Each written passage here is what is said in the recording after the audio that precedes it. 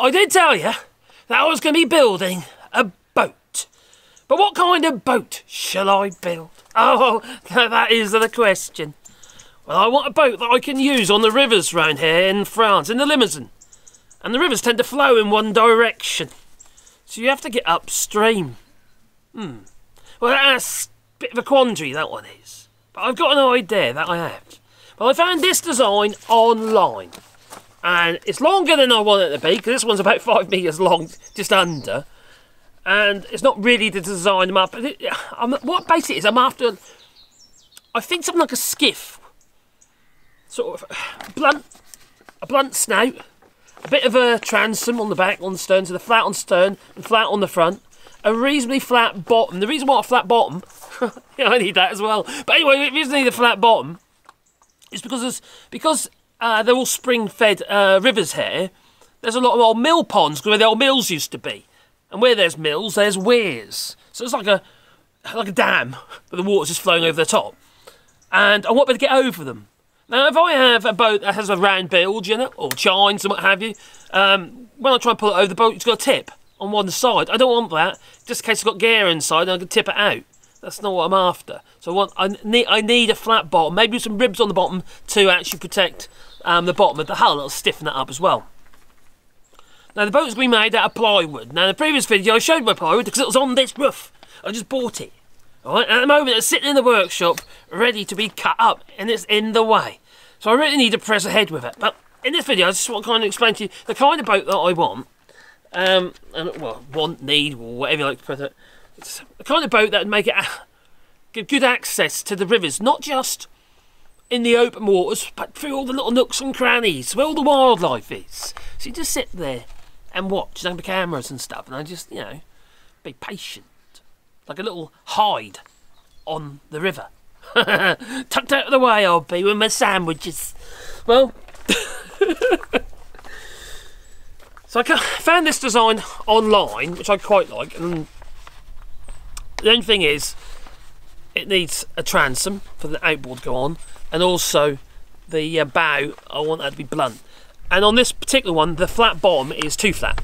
It's got a bit of a curvature in it, but on the bow end, it's way too flat. And what happens, every time you come to a weir, you just bang up against the weir, because the little pointy bit at the bottom of the front of the hull will just hit the concrete or the rocks or whatever it's made of, and you just go, and then you've got to try and trund up instead of actually going for it and skimming over the top of the weir. Then you can get out of the boat onto the weir instead of actually in the river, then onto the weir, or precariously on the narrow part of the boat, wobbling backwards, you know, sideways. Because that's the other thing to think about. At that point there, it's going to be really unstable because it's pointy. Right now, I am going to do a video on the computer so I can show you this design and what my intentions are a little more close up. And also, I think I'm going to have to make maybe a model, so I've got a visual of what I've got to do, and I can then transfer all those sizes instead of sitting in the water and what have you, and transfer all those sizes over to the full size version. But first of all, I need to make sure whatever I build, it isn't going to be wider than my roof rack. Yeah, in between these parts here, the roof rack. So I'm going to make the boat so it's actually got special little mounting points on it, so I can easily get onto the roof, even if it's just, I don't know, little holes where the actual straps can go through or something like that. So I ain't got to put a strap right over the top. I can just have little short straps for each corner, and hold the boat on nice and easily. And looking at it from here, it doesn't want to be, it must not be any more than 900mm, and that's to the gunnels. So any rubbing strakes or anything like that, it mustn't, I said gunnels, gunwales, it mustn't be wider than that. So 900mm tops. So I'm going to write that on there, 900mm. Someone criticised me for using millimetres, not centimetres. So I could say 90 centimetres, but you know, I work in millimetres because I'm accurate, you see. And how long is this boat going to be? Now, the sheet of plywood is 2.5 metres long. It's not like a UK size, 2.44, whatever it is in the UK, like an 8-foot sheet. It's 2.5 metres. Now, I don't want to have to splice two pieces of plywood together. One thing is potential, well, it's even stronger, but it's potential weak point. So, overall, from the bow to the stern, I don't want it to be any longer than the sheet of plywood. Now, that means I can only have an 8-foot boat. I really want a 9-foot boat. So maybe, for stability, as you see, and controllability. So I might have to, yeah, I'm going to have to splice it, innit? Okay. What else am I going to do? The only other way I could do it now is to have the front, so it has a round bow, and it can come around. But then you have, no, I wouldn't do it. I need to gain a foot somehow. 300mm. So a 9-foot boat, which is what's that? 2.7 meters, would take me all the way over here to about there on the overhang on the front of the car. If it's flush with the back of the car, so the boot will still open. So I think that's acceptable.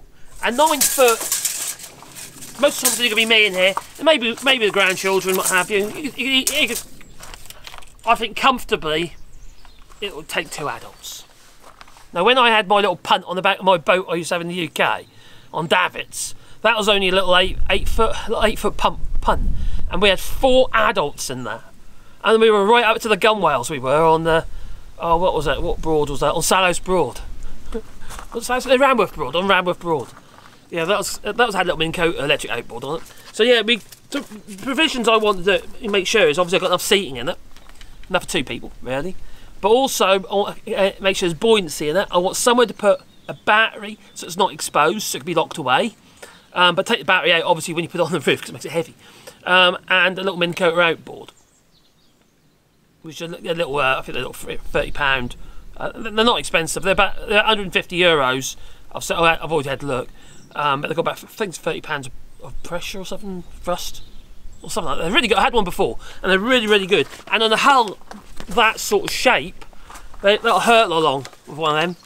It'll be really good. Anyway, that's our plan, and we're going to be building it to fit on top of this roof rack. So it can't be too long because the roof rack's quite close together, isn't it, as well? So I've got to bear that in mind as well. But also I need to lift it on myself. So the method of construction is not going to be the same as what's used here. We're going to probably be using fibreglass, epoxy resin and fibreglass tape. You've got webbing on all the joints. It's how the old mirror dinghies, how the old mirror dinghies, little sailing dinghies, used to be built. You just buy them as a kit if you want, and all the panels will be pre-cut for you. You can still buy boats like that now. All pre-cut for you, and you just basically stitch them together with bits of wire, and then you just tape all the joints with fibreglass, and that's your boat.